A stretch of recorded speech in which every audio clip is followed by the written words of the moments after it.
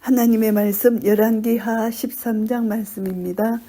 유다왕 아하시아의 아들 요아스의 23년에 예후의 아들 여호아스가 사마리아에서 이스라엘 왕이 되어 17년을 치리하며 여호와의 보시기에 악을 행하여 이스라엘로 범죄케 한 느밧의 아들 여로보암의 죄를 쫓고 떠나지 아니하였으므로 여호와께서 이스라엘을 향하여 노를 바라사 늘 아람 왕 하사엘의 손과 그 아들 베나삿의 손에 붙이셨더니 아람 왕이 이스라엘을 학대함으로 여호아스가 여호와께 간구하며 여호와께서 들으셨으니 이는 저희의 학대받음을 보셨습니다. 유다왕 요아스 23년 이제 예후의 아들 요아스가 사마리아에서 이스라엘 왕이 되어 17년을 치리한 그 시기입니다. 시기를 여기서 말씀하고요. 그래서 여호와 보시기에 범죄했다는 것입니다. 여로보암의 죄를 쫓고 떠나지 아니하였다는 것입니다. 그래서 하나님이 이스라엘 향해서 노를 발해서 하사엘의 손, 아람 왕이죠. 베나삿의 손에 붙이게 됩니다. 아람 왕이 이스라엘을 학대하게 됐고요. 이제 여호아스가 여호와께 간구하게 됩니다. 이것은 일종의 회개라고 볼 수가 있죠. 여호와의 얼굴을 향하여 간구했다. 학대받는 것을 하나님이 보셨다는 것입니다. 그래서 이제 하나님께서 이제 구원자를 이스라엘에게 주십니다. 이스라엘 자손이 아람 사람의 손에서 벗어나 전과 같이 자기 장막에 거하였으나 하나님께서 구원자를 주시는데 이 구원자가 누구인지 정확하게 나와 있지 않는데 하나님의 사람 엘리사라고도 생각할 수가 있습니다. 저희가 이스라엘로 범죄케 한 여로보암의 집에 죄에서 떠나지 아니하고 쫓아 행하며 또 사마리아의 아세라 목상을 거저 두었더라. 결국 이세벨의 제안에 의해서 아합이 이스라엘의 중심지인 사마리아에 아세라 목상을 처음 세웠잖아요. 그래서 예후가 이제 결단력 있게 종교개혁을 했지만 가나안 신의 숭배는 이스라엘에서 척결되지 못했습니다. 아람 왕이 여호아스의 백성을 진멸하여 타작마당에 티끌같게 하고 티끌같이 되게 하고 마병 50가 병거 10승과 보병 1만 외에는 여호아스에게 남겨두지 아니하였더라. 아람 왕이 여호아스의 백성을 진멸했다. 이 말씀은 하나님께서 여호아스의 범죄에 따른 심판이라는 것을 알게 됩니다. 이스라엘은 범죄하고 거기에 따라서 하나님이 징벌을 하시고 거기에서 이제 고통을 당했을 때 간구합니다. 하나님을 찾습니다. 그때 하나님은 이스라엘을 불쌍히 여기시어서 구원해 주시고 안식을 주십니다. 또 범죄를 합니다. 또 심판을 당합니다. 이 사사시대의 순환 모형을 연상케 하는 것이죠. 그래 아람 사람의 압제가 이제 최고로 극심한 때 여호아스는 하나님께 부르짖었다는 것이죠. 그때 이제 여호아스에게 이제 전쟁이 패배한 것이죠. 아람 왕과의 전쟁 하나님의 심판으로 보고요. 그래서 이제 여호아스에게 그 타작마당이 티끌같이 되게 했다. 진멸시켰다는 것입니다. 그러니까 여호아스에게 남은 것은 마병 50, 병거 10성, 보병 1만 이것밖에 안 남았다. 다 진멸되었다. 건세가 완전히 추락됐다. 이것입니다. 여호아스의 남은 사적과 모든 행한 것은 그것과 그 권력은 이스라엘 왕 역대지락에 기록되지 아니하였느냐. 여호아스가 그 열조와 함께 자매 사마리아에 장사되고 그 아들 요아스가 대신하여 왕이 되니라.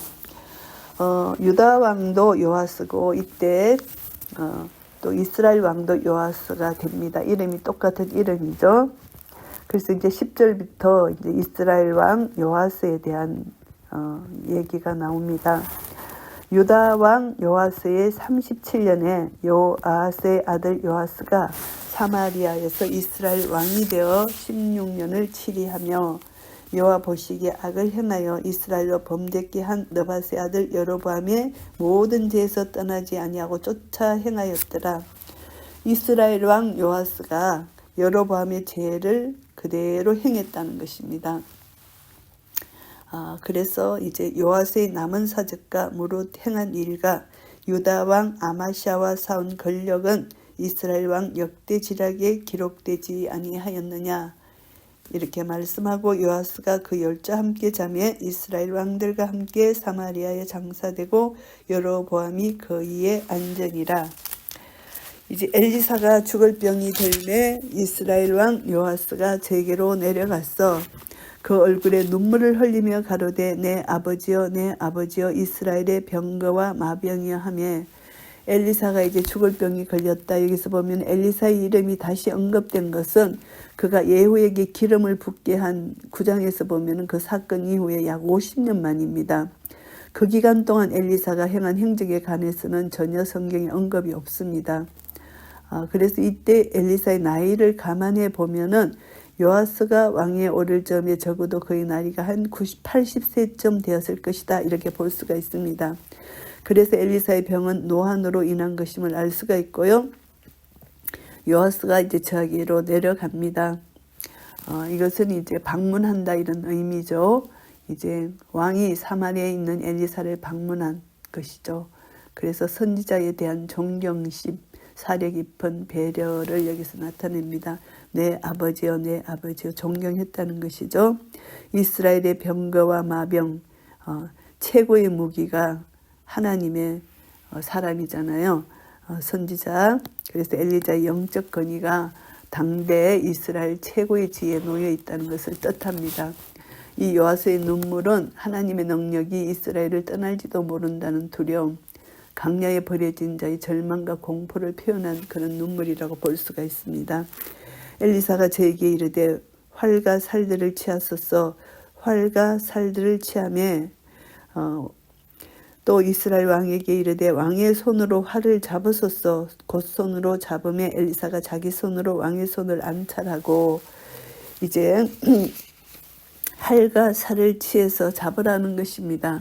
활을 쏘는 것으로 이렇게 그런 행동을 하라는 것이죠. 손은 권능과 의지의 상징물입니다. 구원과 인도, 도우심의 상징물이기 때문에 엘리사가 이제 요아스의 손에 안찰을 했고요. 그리고 이제 활 쏘는 힘이 엘리사의 중재를 통해서 하나님으로부터 주어졌다는 것을 알 수가 있습니다. 그래서 엘리사가 자기 손으로 이제 왕의 손에 안찰하고 가로되 동편 창을 여소서. 동편이라는 것은 이스라엘의 북동쪽에 있는 요단의 동편에 있는 아람을 가리킵니다. 좀 더 정확히 말하면 아벡을 가리킨다고도 볼 수가 있죠. 그래서 이제 아람이 패배할 것이라는 것을 이제 예언을 하는 것입니다. 그래서 이제 동편창을 열고 곧 열게 되고 엘리사가 가로되 쏘소서. 활을 쏘라는 것입니다.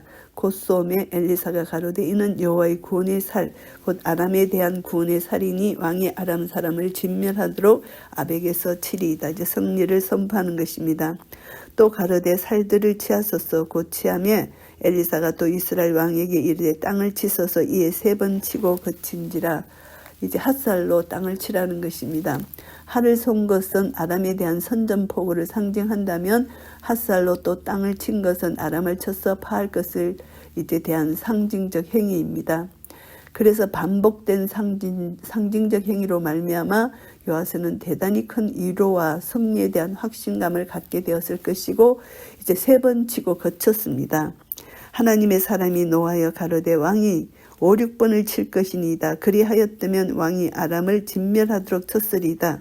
그런즉 이제는 왕이 아람을 3번만 치리이다. 3번밖에 하지 않았다는 것을 책망합니다. 결단력, 용기가 부족하다. 이것은 하나님의 전능성에 대한 신앙심의 결여다. 하나님의 능력을 축소시킨 것이다. 이렇게 생각한 것이죠. 엘리사가 죽음에 장사하였더니 해가 바뀜에 모압 적당이 지경을 범한지라. 모압 적당이라는 것은 도적의 무리라고 볼 수가 있습니다. 약탈 살인을 일삼아 상대에게 이렇게 하는 이런 도적의 무리가 적당입니다. 그런데 이제 모압 적당들이 이제 이 지경을 범하게 됩니다. 마침 사람을 장사하는 자들이 그 적당을 보고 그 시체를 엘리사의 묘실에 들이던짐에 시체가 엘리사의 뼈에 닿자 곧 햇생하여 일어섰더라. 이제 이 죽은 자 시체를 이제 엘리사 묘실에 던졌더니 엘리사의 뼈에 닿았을 때 죽은 자가 회생했다는 것입니다. 엘리사의 예언적 행위는 요아스 왕에게 보다 직접적 확신과 용기를 주는 것이고, 이제 이 사건은 백성들로 하여금 민족의 소생에 대한 대망을 갖게 하는 그런 사건입니다. 하나님께서 산자의 하나님임을 확정하게 시켜주시고, 그래서 이제 엘리사는 이제 엘리야의 영감을 갑절이나 받은 것이잖아요. 엘리사가 일으킨 이적을 정리하면은 참 많습니다. 요단 강물을 갈라지게 하고 여리고의 나쁜 물을 고쳐주고, 곰 2마리가 자기를 저주한 아이들 이제 42명을 죽이게 되고, 이스라엘 왕 여호람이 모압을 징벌할 때에 행군 중 음료수가 떨어졌을 때 물이 많이 날 것을 알려주고, 선지자의 생도가 죽었는데 그 아내로 하여금 부채를 갚을 수 있도록 많은 기름을 주고 받게 하고, 수넴 여자에게 아들이 있으리라 예언했는데 그대로 이루어지고, 또 그 아이가 병들어 죽었을 때 다시 살리는 그런 역사, 하나님의 기적이죠. 독이 있는 국에서 그 독을 제거시켜주고, 보리떡 20개 한 자루의 채소로서 100명을 먹인 사건, 또 아람 장군 나만이 문둥병을 고쳐준 사건, 게하시에게 문둥병이 나게 해서 비하시를 징벌한 사건, 또 깊은 물속에 빠진 도끼를 떠오르게 한 것, 아람 왕이 보낸 많은 군인들의 눈을 어둡게 한 것, 이 모든 것이 하나님의 능력으로 이렇게 엘리사가 행한 그런 이적들입니다. 여호아스의 왕위 시대에 아람 왕 하사엘이 항상 이스라엘을 학대하였으나, 여호와께서 아브라함과 이삭과 야곱으로 더불어 세우신 언약을 인하여 이스라엘에게 은혜를 베풀어 긍휼히 여기시며 견고하사 멸하기를 절개 아니하시고 이때까지 자기 앞에서 쫓아내지 아니하셨더라. 하나님께서 이스라엘과 세우신 언약을 여기서 언급합니다. 지금까지는 계속 다윗과의 언약에 대한 언급을 해오시다가 여기서는 족장들과의 언약을 언급한 것은 특별한 의미가 있습니다. 족장들과의 언약 신명기에서 자주 언급이 됐습니다. 그런데 여기서는 한번 이렇게 언급이 되는데요. 이제 아브라함과 맺은 언약의 핵심은 땅에 관한 것입니다. 여호수아는 이스라엘 백성들에게 기업의 소유가 이 언약에 근거한 것이라고 설교했잖아요. 여호와께서 이 땅에서 이스라엘을 축출하시지 않는 것은 바로 이 언약 때문이다. 결코 여호와의 선행 때문이 아니다. 이것을 말하고 있는 것입니다. 아람 왕 하사엘이 죽고 그 아들 베나닷이 대신해서 왕이 되매, 여호아스의 아들 요아스가 하사엘의 아들 베나닷의 손에서 두어 성읍을 회복하였으니 이 성읍들은 자기 부친 여호아스가 전쟁 중에 빼앗겼던 것이라. 요아스가 베나닷을 3번 쳐서 파하고 이스라엘 성읍들을 회복하였더라. 이제 하나님의 그 사람 엘리사의 예언대로 이제 실제로 요아스가 아람에서 몇 번 승리했는지 분명하지는 않지만, 이제 승리는 요단의 동편인 아멕 전투에서 승리했다는 것입니다. 그래서 엘리사가 요아스에게 한 약속에 대한 성취이고요. 이 성취를 통해서 이것이 계속 여로보암에까지 계속된다는 것을 알 수가 있습니다. 요아스의 아들 여로보암이 옛 국경을 회복한 최초의 인물인 것을 성경에서 전가하고 있는 말씀이고요. 열왕기하 13장 말씀을 정리하겠습니다. 1절부터 9절까지는 여호아스의 통치입니다. 북왕국 11대 왕이고 예후 왕과 2대 왕인 여호아스의 통치 기사입니다. 범죄했고 징계를 하나님이 하셨고, 그리고 회복되었다는 것, 이것을 말씀합니다. 여호아스의 통치 기간 중 가장 큰 사건은 아람의 침략이고 이스라엘 범죄에 대한 하나님의 심판입니다. 북왕국의 군사력을 완전히 무기력하게 만들었고요. 여호아스는 이러한 아람의 압제에 견디지 못해서 하나님께 간구하게 되었고, 하나님께서 이스라엘에게 구원자를 내려주셨습니다. 이것을 통해서 믿는 자들에게 여호와의 구원이 언제든지 예비되어 있다는 것을 알게 됩니다. 여호와께서 여호아스의 간구에 귀를 기울이시고 들으셨다. 이것을 알 수 있습니다. 우상숭배 역사를 점치려 오던 이스라엘에게 있어서 여호와의 이러한 응답은 참으로 뜻밖의 일입니다. 여호아스가 우상을 섬기고 악을 행하여 여호와 하나님의 진노를 샀지만 회개할 때 하나님께서는 그의 간구를 들어주셨다는 것입니다. 언제나 하나님은 하나님 백성들이 돌아오고 회개할 때 하나님은 이렇게 은혜를 베풀어 주신다는 것을 알게 됩니다. 그래서 우리는 여호와께서 주신 구원을 잘 간직해야 되고 절대 우상에 빠지면 안 된다. 이것을 교훈을 받을 수가 있습니다. 그리고 이제 10절부터 25절까지는 요아스 통치 엘리사의 죽음에 대한 이야기입니다. 북왕국 12대 왕 요아스의 통치 기사입니다. 엘리사의 마지막 유언적 예언에 의해서 요아스는 아람을 격퇴하는 것입니다. 그 성취가 일어나는 것입니다. 요아스가 이제 엘리사 선지자의 관계에 초점을 두고 기록했는데요. 이제 요아스의 행적을 소개한 뒤에 엘리사의 짧은 만남, 그래서 종교적 정치적 관계를 확고했고 북왕국에 대한 엘리사의 마지막 사역을 여기서 나타냅니다.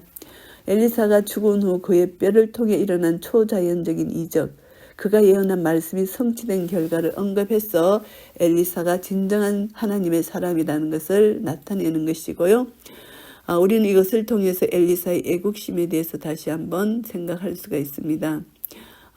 죽음에 임박한 엘리사를 찾아온 요아스 왕에게 엘리사는 그가 아람을 3번 칠 것이라고 예언을 해준 것이고요. 예언이 그대로 성취되었습니다.